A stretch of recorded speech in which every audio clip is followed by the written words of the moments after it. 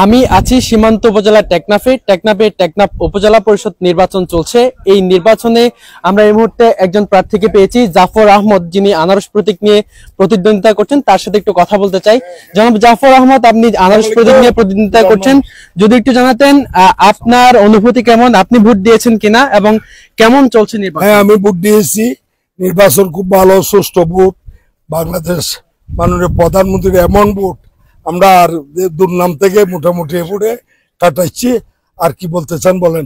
আচ্ছা, আপনি জয়ের ব্যাপারে কতটুকু আশাবাদী? 100% সুষ্ঠু সুন্দর। মানুষের যে অবস্থাটা, আমরা সেন্টারে গিয়েছি, আনন্দ উল্লাস করতেছে।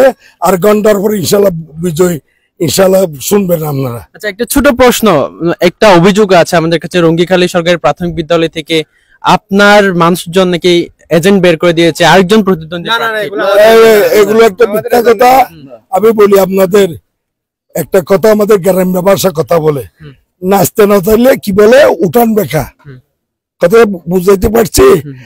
আলমার মতো একটা রানিং মানুষ, চেয়ারম্যান, তার ছাত্র যুবলীগ, তার এজেন্ট বাড়ি করবে, এটা আপনার বিশ্বাস করার কোনো দরকার আছে?